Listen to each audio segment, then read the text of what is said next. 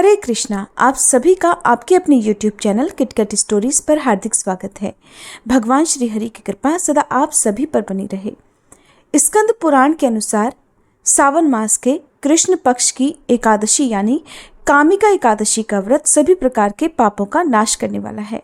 इस दिन किए गए व्रत, पूजा और दान के शुभ प्रभाव से मनुष्य के अगले पिछले सभी जन्मों के पाप नष्ट हो जाते हैं और अंत में मोक्ष की प्राप्ति भी होती है। हमारे जीवन में जाने अनजाने में बहुत सारे पाप हमसे होते हैं, जिसके कारण हमें उनका परिणाम अवश्य ही भुगतना होता है। और कामिका एकादशी का ये व्रत उन सभी पापों से मुक्त कराने वाला है।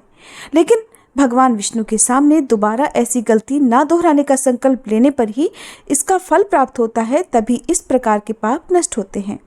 आज के दिन तीर्थ स्नान करने और दान देने से हर तरह के पाप नष्ट हो जाते हैं।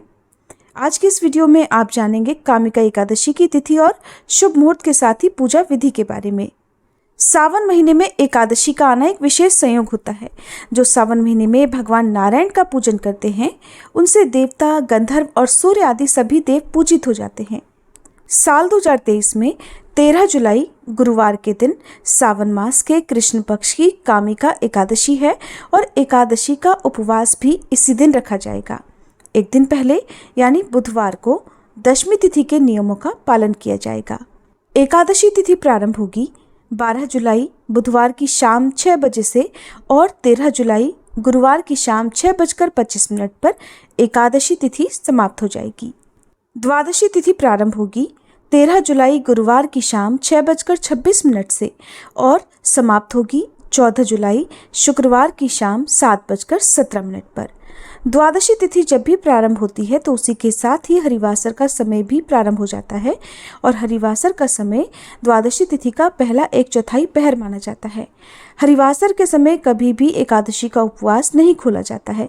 उपवास हमेशा शुभ मुहूर्त में ही खोलना चाहिए। हरिवासर का समय बीतने के बाद और सूर्योदय के बाद जो शुभ मुहूर्त प्राप्त होता है, यदि उसी मुहूर्त में व्रत खोला जाए तभी एकादशी व्रत का पूर्ण फल प्राप्त होता है। 14 जुलाई शुक्रवार को यानी द्वादशी तिथि के दिन सूर्योदय सुबह 5:53, सूर्यास्त शाम 7:11, ब्रह्म मुहूर्त का समय सुबह 4:17 से 5:05 तक रहेगा और हरिवासर का समय समाप्त होगा 13 जुलाई को रात में लगभग 12 बजे तक। यानी कि जिस दिन आप एकादशी का उपवास खोलेंगे उसी रात में 12 बजे तक हरिवासर का समय समाप्त हो जाएगा। राहु काल का समय सुबह 10:30 बजे से लेकर दोपहर 12 बजे तक रहेगा।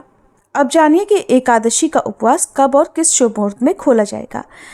तो 14 जुलाई शुक्रवार को सुबह 5:54 से लेकर 9:45 का जो समय है वो एकादशी व्रत खोलने का शुभ समय है। आप इसी शुभ मुहूर्त में पूजा करके अपने व्रत का पारणा अवश्य कर लें। इस बार एकादशी तिथि गुरुवार के दिन पड़ रही है, ऐसे में ये तिथि और भी शुभ फल देने वाली है।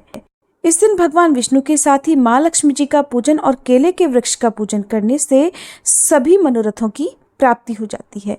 सभी व्रतों में एकादशी का व्रत सबसे उत्तम और सबसे कठिन माना जाता है।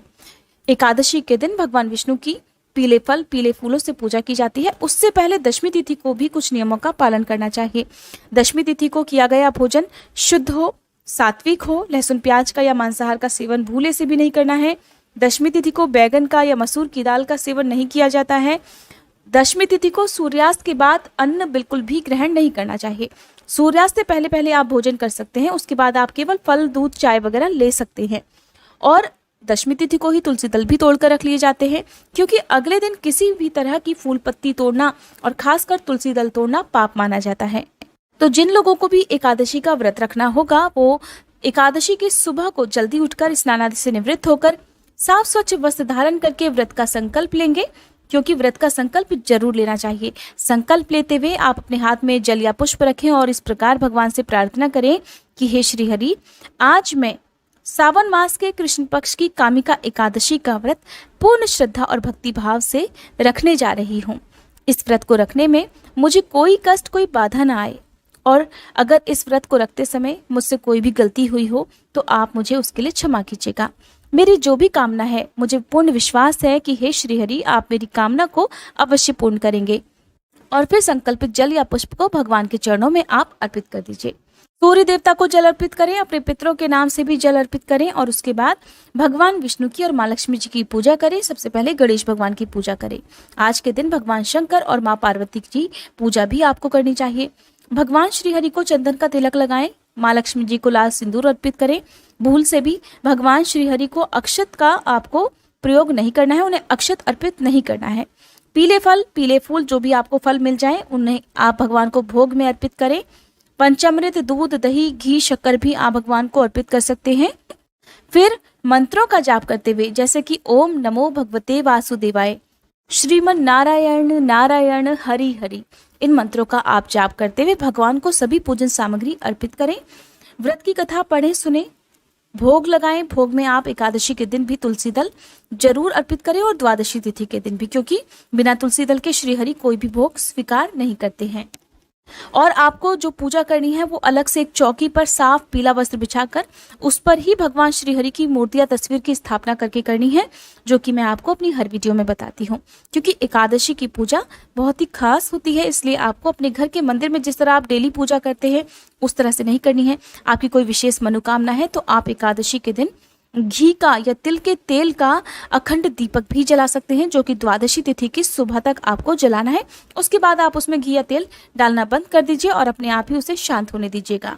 व्रत कथा सुनते समय आपका हाथ कभी भी खाली नहीं होना चाहिए। आप अपने हाथ में फूल रख लें, या भगवान विष्णु की पूजा आप कर रहे हैं तो तुलसी दल रखकर भी आप कथा सुन सकते हैं। बाद में भगवान के चरणों में ये अर्पित कर दीजिए। आपने सुबह के समय भगवान को जो भोग लगाया है उन फलों का आपको वितरण अपने परिवार में प्रसाद के रूप में करना है, लेकिन खुद ग्रहण नहीं करना है, क्योंकि आपको दिन भर निराहार रहना है। पानी इस व्रत में आप पी सकते हैं आराम से। दिन भर उपवास करें, भगवान का ध्यान कीर्तन करें, जितना हो सके अपने मन को शांत रखें, कोई भी अपशब्द ना कहें। और तुलसी जी की पूजा आपको सुबह के समय करनी है। केवल तुलसी जी में जल अर्पित नहीं किया जाता है, दीपक आप सुबह और शाम जला सकते हैं। दिन भर उपवास करें, शाम को फिर से एक बार स्नान आदि से निवृत्त होकर पूजा करें। यदि समय हो तो व्रत की कथा भी पढ़े सुने, नहीं तो केवल पूजा करके आरती करें, भगवान को भोग लगाएं, क्षमा याचना करें। रात में जितनी देर तक हो सके उतनी देर तक जागरण करना चाहिए। जो लोग निराहार नहीं रह सकते वो रात के समय फलाहार कर सकते हैं। कोई भी मौसमी फल, ड्राई फ्रूट्स वगैरह आप ले सकते हैं। एकादशी का व्रत बिना दान के पूर्ण नहीं माना जाता है, तो दान आप जरूर करें। किसी योग्य व्यक्ति को दान की सामग्री दें। खुद व्रत खोलने से पहले गौमाता का एक हिस्सा आपको निकाल कर रखना है। गौमाता को यदि संभव हो तो उसी समय आप खिलाएं, चाहे वो फल हो चाहे भोजन हो। छत पर चिड़ियों के लिए दाना पानी जरूर रखें। इस तरह से आपका एकादशी का व्रत पूर्ण होता है।